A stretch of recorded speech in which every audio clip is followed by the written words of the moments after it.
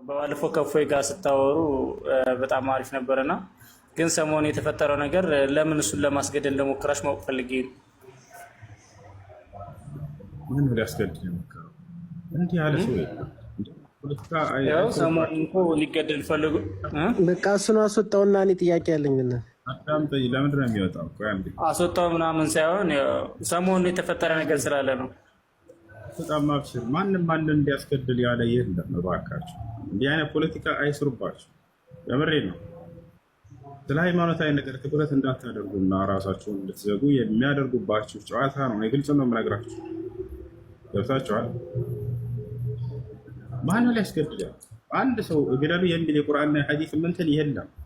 ሊያስገድልም የሚልም የለም።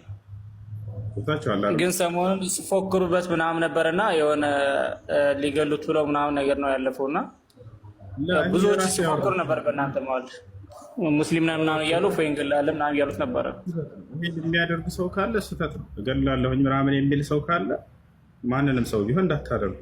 ይሄ ልጅ እኔ እንደው ወደ የሚበልጠናል እንደው እንደ ትልቅ ሰውነቱ አትወያይ አይደለም ውይይት ማድረግ ይችላል ማንኛውም ሰው ማለት ነው። ግን ቃላቶችን ምረጥና በስነ ስርዓት ቢናገር ማንኛውም ሰው ችግር የለም። ወታችኋል አይደለ? ቃላቶችን መርጠህ መናገር። ከኔ ጋር ምናልባት ሰምተው ሊሆን ይችላል ከዚህ በፊት ያደረገው እንትን ማለት ነው። በዛ የብልግና ቃላቶችን እየተናገረ ነው ተናግሮ የሄደው። እኔ ምንም መልስም አልነበር። ለዚያ ነው የመለስ አላቃተኝም። ግን እሱ በወረደበት ቦታ ላይ አልወርድም። ወጣል አይደለ? እኔ ብሰድብስ ማንን ልሰድባለሁ? ማርያምን ልሰድባት አልሰድብም። ኢየሱስን ልሰድብ አልሰድብም። ገብርኤል ልሰድብ አልሰድብም። ሚካኤል ልሰድብ አልሰድብም። ማንኛውንም አልሰድብ። አብርሃምን ልሰድብ ነው? አብርሃምን ከሰደብኩ እኔ ከእስልምና እወጣለሁ። መሲሁን ከሰደብኩ ከእስልምና እወጣለሁ። ማርያምን ብሰድብ ከእስልምና ማንንም አንሳደብ። ጸጥ ብለን ነው ዝም የምንለው። የምንሰድባቸው አካሎች አይደሉምና መጽሐፍ ቅዱስ ላይ የተገለጹት ታችኋል አይደለ?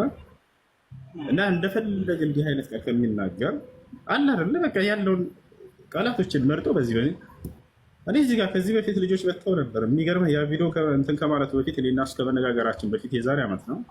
ልክ እንደዚህ ክርስቲያን ልጆች ናቸው በጨዋነት ገብተው ጠየቁኝ።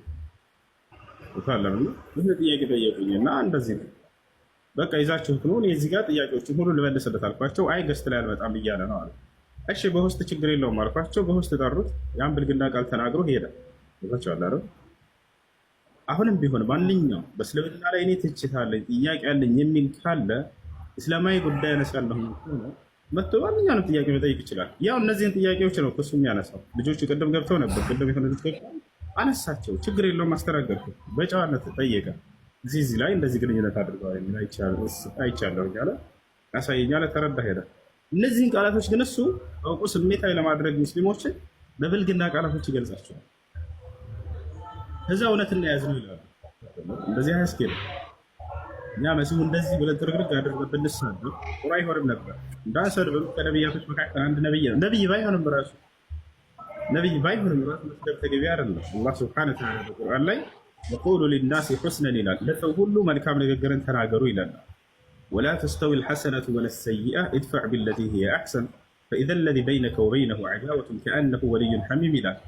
መጥፎ ባህሪና ጥሩ ባህሪ መጥፎ ባህሪ ይዞባችሁ የመጣን ሰው እናንተ በጥሩ ባህሪ መልሱት ይላል ነቢያችን ሰለላሁ ዐለይሂ ወሰለም። ወላ ተሱበነ አሐደን ይላሉ። አንድንም ሰው እንኳን ቢሆን እንዳትሰድቡ ይላሉ። ወየቁሉ ነቢዩ ሰለላሁ ዐለይሂ ወሰለም ለይሰ ልሙእሚኑ ቢጣዓን ወላ ቢልለዓን ወላ ቢልፋሒሽ ወላ ቢልበዚእ። ሙስሊም ክፉ ቃል ተናጋሪ አይደለም። ሙስሊም ዘላፊ አይደለም። ሙስሊም ተራጋሚ አይደለም እያሉ ይናገራሉ። ስለዚህ እንዲህ አይነቶቹ ክፉ ቃላቶች ቢተውና ማማር መልካም ነው። ጥያቄ ያለ ይቀጥል። በጣም አሪፍ ነው የመለስክበት በጨዋ መልኩ። ብቻ እኔ እንደዚህ አልጠበቅኩም ነበር። ጥሩ ነው የመለስክልኝ። ግን ያው በቪዲዮ ላይ የወጡ ብዙዎች ሲዝቱ ስለምሰማ ነው መወያየት መልካም ሆኖ እያለ እንዴት እንደዚህ መዛት ምናምን ነገር አስፈለገ እኮ ብዬ ይሄ ነው። ከዚህ በፊት ያስጠንቅቄያለሁ። ማንኛውም ክርስቲያን ውይይት ሊሰራ ልጅ ሊሆን ይችላል። ማንኛውም ሊሆን ይችላል።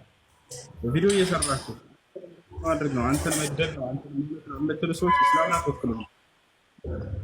አንተን መግደል ነው። አንተን ብናገኝህ ምናምን የምትሉ ሰዎች እስላምን አትወክሉም እያልኩ ነው። ቦታችኋል። ይሄ ፍጹም የተገቢ አይደለም። አመሰግናለሁ። ጥያቄ የነበረው ተሻለ